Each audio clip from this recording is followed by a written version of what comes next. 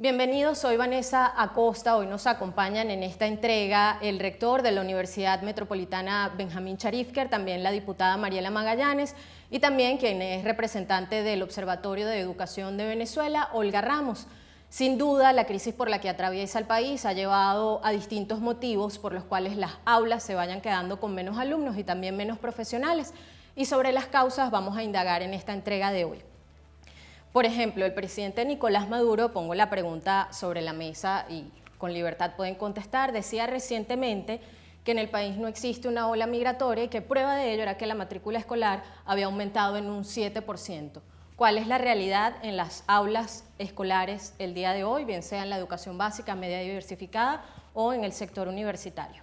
Bueno, yo creo que es evidente que el presidente Maduro no ha ido a la escuela, no ha ido al liceo, no ha ido a la universidad. Con que él lo haya a cualquier institución educativa, él va a poder constatar con sus propios ojos cómo el número de estudiantes que tenemos ahora en las instituciones educativas en Venezuela es muchísimo menor que el que había para esta misma época el año pasado. En las universidades en particular hay facultades que reportan una merma de más del 70% de los estudiantes. Y estoy hablando tanto de las universidades públicas como de las universidades de gestión privada. De tal manera que esas cifras que se citan son unas cifras totalmente opacas y no conocemos las fuentes. Sí, mira, yo quería agregar que si hablamos de cifras específicamente, esta mañana estaba revisando que la jefe de zona del Delta Macuro anunció con bombos y platillos que ayer comenzaron las clases en el Delta. Y lo traigo a colación porque es un estado que ha sufrido inundaciones desde junio, inundaciones importantes que han tenido como consecuencia escuelas que no pueden funcionar y escuelas que son utilizadas como refugio. Bueno, ella dijo que en bachillerato estaban comenzando 12.000 estudiantes y en el año escolar 2014-2015, según la última memoria y cuenta, había más de 14.000. Entonces, el aumento yo no lo veo, o sea, yo veo una disminución de más de 2.000 estudiantes nada más en educación media en el Delta. Entonces, yo creo que el problema del ministerio es que maneja las cifras como pura propaganda y no maneja la realidad. Pero además de lo que estaba mencionando Benjamín, hay un problema adicional y es que a lo largo del año escolar, aunque se mantenga el número total de estudiantes, la matrícula diariamente no es la misma porque los estudiantes no pueden asistir todos los días a clase. O sea, hay estudiantes que faltan hasta 3 veces a la semana porque o no tienen dinero para el transporte, o no hay transporte en su zona, o no pueden comer y las familias no los llevan a las escuelas. Hay distintas razones por las que durante el año escolar pasado hubo lo que nosotros hemos denominado inasistencia recurrente de los estudiantes, especialmente en educación básica, a clase. Y eso, por supuesto, digamos que rompe con la continuidad del proceso de enseñanza del maestro y además disminuye la cantidad de tiempo de dedicación real y entorpece la planificación escolar. O sea, como fenómeno, no se le ha estado dando la atención que se requiere y ha sido uno de los factores que ha disminuido notablemente la calidad de la educación en educación básica. En el caso de la deserción escolar, desde la Asamblea Nacional se han hecho estudios y mediciones. El mismo fenómeno que ocurre, digamos, en el interior del país se expresa en la misma medida en la capital. ¿Y cuáles son los motivos principales? Ya la profesora Olga ha expuesto algunos, pero de la deserción escolar. Sí, el interior del país se puede notar muchísimo lo que significa ese porcentaje de deserción escolar. Los números de los que habla Nicolás Maduro son irresponsables, porque obviamente cuando lo dice con bombos y platillos, que 12.000, la directora de la zona educativa, por ejemplo, del Delta Macuro, que habla de que 12.000 alumnos son los que van a participar este año dentro de lo que es la actividad escolar, es más irresponsable decir eso que decir la verdad. Nosotros necesitamos un gobierno responsable que diga los números reales precisamente para atacar el problema y obviamente al negarlo oculta y engaña con cifras que no son reales, que evitan a su vez que el Estado en sí lleve a una propuesta de solución al grave problema. Obviamente, eso forma parte del plan, mentir, engañar, para no tocar y ni solucionar el problema, en este caso de la educación. Desde la Asamblea Nacional la semana pasada nosotros decretamos la emergencia educativa, donde estaban involucrados todos los sectores educativos y obviamente se ve todos los días. Cuando el inicio de clases fue hace 15 días aproximadamente, de acuerdo a los últimos números que se puedan saber, y no porque los dice el Estado, porque hay opacidad en la información, sino porque están los organismos que se encargan de eso, que son organizaciones no gubernamentales, o en este caso el magisterio, o quienes están encargados de los gremios, como el Colegio de Profesores, claramente se ve que el 70% aproximadamente de las escuelas públicas no están en condiciones para dar clases. Ni siquiera se hizo el proceso de abatización, hay enfermedades también endémicas, no hay alumnos que puedan ir al colegio precisamente porque no hay transporte, porque los profesores no pueden llegar a sus colegios, o porque en este caso la misma situación y el sistema que vive diariamente el venezolano de a pie impide a que los niños vayan al colegio, y obviamente afecta a la educación, afecta el derecho al trabajo y el derecho al acceso a la educación de calidad, que en este momento es lo que está situado. ¿De qué manera ha impactado este éxodo masivo de venezolanos que hay justamente el hecho de que los alumnos sean cada vez en mayor número los que se ausentan de las aulas escolares? ¿De qué manera ha impactado en el sector educación esta crisis y este éxodo masivo de venezolanos que hay? Sí, a pesar de que el gobierno insiste en negar el tema del éxodo masivo de los venezolanos, el desplazamiento forzado de venezolanos hacia el exterior, cuando uno entrevista a los estudiantes universitarios en particular, que no se están inscribiendo, que han dejado de lado sus estudios y no vienen a inscribirse, entonces uno logra contactarlos, en el 90% de los casos es porque se están yendo del país o se fueron del país. Bien sea porque migran con toda su familia, o bien sea porque tienen que salir del país para poder ayudar a su familia en Venezuela, porque tienen la expectativa de que yendo a un país vecino pueden lograr algún tipo de ingreso y mandar una pequeña remesa para poder ayudar la subsistencia de su familia acá. Realmente en el sector educativo estamos teniendo un problema que, como bien dice la diputada Magallanes, hasta tanto el gobierno no reconozca la existencia del problema, no se van a diseñar las políticas públicas para resolverlo. Entonces, el primer paso es ver la realidad y no engañar a través de propaganda. El problema es que tenemos nosotros, ¿sí? Esta persona que emite unas cifras al garete completamente alegres, que no tienen nada que ver con la realidad y que no tienen soporte en un informe que se pueda ver. ¿Hace cuánto tiempo que el Ministerio de Educación no emite su memoria y cuenta? Hace por lo menos 4 años que no conocemos la memoria y cuenta del Ministerio de Educación. Eso es fundamental. Sin información no se pueden resolver los problemas de la realidad. Y lo que está haciendo lamentablemente el gobierno es ocultar la información para que ni siquiera los venezolanos podamos saber cuál es la realidad que estamos viviendo. Hablando en términos de calidad de educación, justamente en esa misma locución en la que el presidente Nicolás Maduro refería al aumento de la matrícula escolar, también hacía un llamado a aumentar la calidad de la educación que se estaba impartiendo en las aulas. Hablando en términos de calidad, además partiendo del hecho de que, por ejemplo, ha habido cambios en el currículo bolivariano, se han eliminado materias para sustituir por otras. ¿Cuál es la calidad de la educación que se está impartiendo en este momento en Venezuela? Mira, voy a comenzar mencionando lo del diseño curricular, porque allí se ha sido muy irresponsable. Desde unos años para acá se vienen haciendo algunas modificaciones en los programas de media, y la forma como se ha manejado todo el proceso es muy improvisada. En lugar de hacer un buen diagnóstico, de tener un debate, de presentar un diseño, de validarlo, se plantea con la excusa de que es flexible y que es dinámico y participativo, una cosa que realmente es chapucera. Hoy comenzaron con un documento de 7 páginas que tenía, 2 de las páginas eran horarios, por ejemplo, y que tenía unos lineamientos generales, y con eso soltaron una propuesta en las escuelas y empezaron inmediatamente a instrumentarla. Hicieron un piloto que decía que tenía 100 y pico de escuelas y no llegaron a 60. O sea, aquello en términos reales el primer año tenía que haber sido suspendido para reestudiarlo y reevaluarlo, porque como fue instrumentado el primer año no era técnicamente razonable ni justificable, o sea, no tenía ningún tipo de justificación que se mantuviera así. Sin embargo, ellos lo que hicieron fue inmediatamente extenderlo a todo el país de manera obligatoria. Hicieron ese cambio y después dijeron, ay, no nos está funcionando por áreas, vamos a volver a las asignaturas. O sea, una cosa absolutamente improvisada e irresponsable. Y en el caso, por ejemplo, de agrupar asignaturas en áreas, Uno de los problemas que tenían era que los profesores no estaban preparados para eso. Crearon áreas nuevas que los profesores no existen. Y entonces le dicen a los docentes, bueno, usted se dedica a darlo. ¿Con qué formación? No les daban tiempo para formarse, no les daban cursos serios para formarse, y entonces eso ha sido, no nos funciona así, bueno, vamos a cambiarlo, entonces es demasiado improvisado. ¿Qué calidad de la educación puedes tener tú si lo que tienes es una improvisación permanente? Eso con respecto al currículum. Con respecto al contenido, nosotros tenemos años trabajando con el contenido que dice la colección Bicentenario.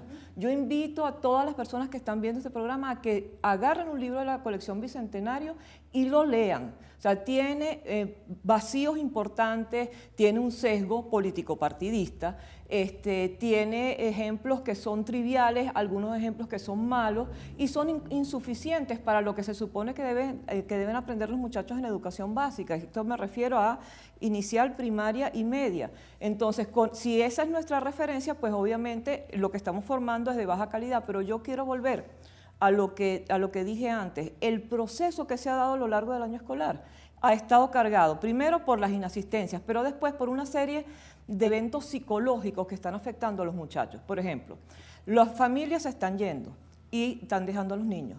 Los niños tienen un trauma por abandono, que no es abandono real, sino que ellos se sienten solos. Y hay muchas escuelas donde los niños cotidianamente, por ejemplo, están tristes, lloran y a veces no pueden comentarlo porque se los prohíben en sus casas. Eso requiere atención psicológica especial. Hay problemas de inseguridad, hay problemas de desabastecimiento. Los niños se sienten culpables porque no hay comida en sus casas, porque la mamá se quita parte de su comida para dárselo a ellos o porque su hermanito menor o mayor no come para que el otro coma. La falta de alimentos genera un trauma psicológico en los niños. Entonces tienes problemas de salud, problemas de alimentación y problemas psicológicos y ninguno está siendo atendido. Tú podrías tener el mejor maestro del mundo, pero con esa conformación de problemas, tú necesitarías tener atención psicológica, alimentación, que el PAE no está funcionando, y atención en salud, que no hay atención en salud en las escuelas, para poder compensar lo que está pasando en el país, que está afectando a las familias y a la educación. Y no lo tiene. Y eso tiene efecto directo sobre el resultado de la educación. Cuando ingresan a la universidad los egresados de la educación media venezolana, por ejemplo, en la Universidad Metropolitana, el 70% de los alumnos que ingresan de nuevo ingreso tienen deficiencias en habilidades numéricas y deficiencias en habilidades verbales también. En la Universidad Simón Bolívar, donde las políticas públicas obligan a que haya una asignación del 100% de los estudiantes por parte de la Oficina de Planificación del Sector Universitario, más de la mitad de los estudiantes asignados abandonan la universidad en el primer trimestre porque no pueden pasar el primer examen de matemáticas o el primer examen de física.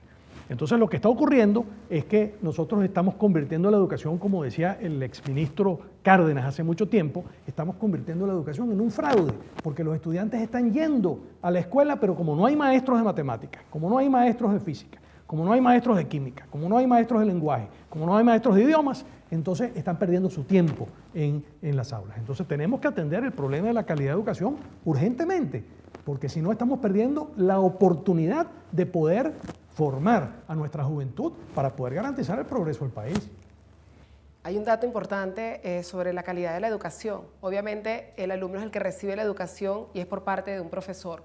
En las escuelas, en este caso universitarias, por ejemplo la UPEL, y hablo en este caso por la UPEL en Maracay, que es la que forma a los profesores de materias científicas, de inglés, de biologías, de sociales. En este caso, esa matrícula también merma. Hay salones de la UPEL en Maracay donde va un alumno que se va a graduar mañana de profesor. Y obviamente eso te dice que para el futuro tampoco van a haber profesores. En los colegios, los mismos padres y representantes se organizan para ser ellos los quienes den las clases a los niños para que puedan pasar el año escolar, y obviamente pasa ese año escolar, se graduó el muchacho, va a la universidad, si acaso la termina o si no, se va del país. Obviamente eso afecta la calidad de la educación y quien paga la consecuencia de toda esta tragedia es el alumno, es el joven, es el futuro de este país. Pero mira, yo quería agregar una cosa más sobre la falta de docentes, que es mucho anterior al problema que tenemos en los 2 últimos años. Nosotros tenemos por lo menos una década en la que hay liceos que con el conocimiento del Ministerio de Educación han certificado las calificaciones de los estudiantes y han graduado bachilleres que, por ejemplo, no cursaron matemática en tercer año porque no había profesor. Eso ha pasado hace 5, 6, 7, 8 años y con el conocimiento del Ministerio de Educación. Es decir, nosotros hemos estado haciéndole fraude a muchos bachilleres desde hace mucho tiempo por falta de docentes y además con la anuencia del ente rector. Eso debería ser inclusive averiguado y sancionado administrativamente al director e incluso al ministro por haber permitido que se diera un título firmado y avalado por el Ministerio de Educación cuando los estudiantes no han podido aprender durante varios años distintas asignaturas por falta de docentes. Y justamente, rector, para seguir con el tema presupuestario, ese recorte que han sufrido las casas de estudio superior en el país y además cómo ha influido además en la merma de las investigaciones. Las universidades eran cuna de investigación en el país. ¿Cuál ha sido el impacto en ese sentido? Mira, desde hace 10 años, desde el año 2008 hasta ahorita hemos tenido una merma en el resultado de las investigaciones en Venezuela, en la producción científica, donde ha caído más del 50%. O sea, hoy estamos produciendo menos de la mitad de lo que nosotros producíamos en ciencia en el año 2008. Y en el año 2008 el 90 y pico % de las publicaciones científicas que se producían en las universidades. Hoy en día sigue siendo así, inclusive más. Hospitales que producían publicaciones ya no producen publicaciones. Otro tipo de instituciones, institutos de investigación que producían publicaciones ya no están produciendo investigaciones. Solamente las universidades en este momento están haciendo investigación, pero reitero, con una producción de menos de la mitad de lo que era hace 10 años. Y la profesora Ramos, diputada, hablaba de un tema importante, de cómo este éxodo ha derivado en el desmembramiento de la familia, que si a ver vamos es la base de la sociedad. En ese sentido, ¿cuál es el impacto? Y además también en el sector educativo, porque obviamente los papás, bueno, algunos se tienen que ir del país, dejar a los niños acá, o viceversa, se van con los niños a establecerse en otro país, que para los niños además representa un impacto psicológico importante y emocional. Y por eso es muy importante retomar desde la familia, ser esa voz para poder reconstruir el país y apostar a que en Venezuela nosotros tenemos también esa plataforma social para poder ayudar y lograr que Venezuela vuelva a ser el país que quiera. Obviamente tenemos que hacer que se produzca un cambio político, pero que igualmente de recordar que la familia es la base de la sociedad y es la institución más importante que el régimen ha querido quebrar y que a pesar de la separación, hoy la familia sigue en pie de lucha para poder apostar por el futuro de sus hijos, de todos sus integrantes, el esposo, la familia, los abuelos, que obviamente todos son víctimas de la crisis que estamos viviendo. ¿Por dónde pasa la solución a esta crisis educativa por la que atraviesa el país? Mira, en primer lugar pasa por, como dijo Benjamín antes, porque sea reconocida como tal. Nosotros estamos atravesando algo que podemos denominar emergencia humanitaria compleja en educación. En el caso de la educación básica, con unos agravantes, porque desde hace mucho tiempo, por ejemplo, de lo que comentaban antes sobre la inversión, no hay inversión en infraestructura, no hay planes ni de ampliación, ni de construcción de nuevas escuelas, ni de mantenimiento de las existentes, no hay plan de dotación, no hay escuelas sin internet, pero hay escuelas en las que no funciona el programa de alimentación escolar y entonces no hay las condiciones mínimas. Y eso es parte de un proceso de detrimento del sistema educativo. Lo primero que tienes que hacer es reconocer que hay una emergencia. Si a mí me preguntaran hoy qué habría que hacer en este momento, yo diría lo que primerito que hay que hacer es hacer una evaluación de cómo está la situación escuela por escuela y un examen estandarizado que nos permita saber qué tanto se ha perdido en los últimos 2 años del aprendizaje de los niños. ¿Para qué? Para generar programas específicos de atención a la emergencia. O sea, cuando uno declara emergencia, no declara, bueno, aquí estamos viviendo esto mal. O sea, la declaración de emergencia tiene como consecuencia la estructuración e instrumentación de programas que son programas absolutamente fuera de la institucionalidad regular, es decir, son programas extraordinarios para lograr que los muchachos, por ejemplo, se reinserten en la escuela, para que recuperen los aprendizajes que no tuvieron, para que puedan tener alimentación, para que las escuelas puedan ser restauradas, para que donde no haya escuelas se cree un centro comunitario donde los atiendan y donde se pueda dar educación de calidad. O sea, hay una serie de programas además hay experiencias internacionales y hay organizaciones internacionales que se encargan de eso, que están destinados y dirigidos a resolver la emergencia. Una vez que se resuelva la emergencia, se debería tener una educación de calidad, por lo que entonces, además de declarar la emergencia y evaluar la situación, se tiene que hacer un programa y una planificación a largo plazo para garantizar que de aquí a 5 años el nivel de calidad de la educación suba al mínimo necesario y después de aquí a 10 años podamos tener el óptimo. Pero eso es garantizando inversión, garantizando formación de docentes, recuperando y restaurando los aprendizajes no tenidos, ayudando en términos de salud, recuperando las escuelas, mejorando todo lo que tiene que ver con los recursos. O sea, ese tipo de cosas se hacen con programas que son programas totalmente diseñados para la emergencia. Y eso no se está haciendo. O sea, ya se declaró la emergencia, pero el que eso pase de una declaración que quede en unas paginitas en la Gaceta a que se convierta en política pública, todavía falta muchísimo para ello. Y otra cosa que es importante es asumir que en Venezuela la educación no es gratuita. O sea, tenemos mucho rato en el que en las escuelas la alimentación, que es parte de la canasta educativa, no funciona, en la que no se dotan los útiles, en la que no hay transporte en las escuelas, en la que los uniformes no son completos. En este año, por ejemplo, se dotó para una parte o se está dotando para una parte de la población estudiantil, pero no para toda la que lo necesita, y entonces asumir, bueno, mira, no es gratuita la educación. Que las familias tienen que trabajar en las escuelas para ayudar al mantenimiento significa que están pagando con horas de trabajo la educación, entonces no es gratuita la educación. Entonces hay que cambiar el discurso totalmente y comenzar a decir, tenemos una educación que no es totalmente gratuita, pero que apunta a mejorar su calidad con tales políticas en tanto tiempo. Para mí es importante que la política que se instrumente esté planificada e instrumentada a largo plazo. Rector. Bueno, muchísimas gracias.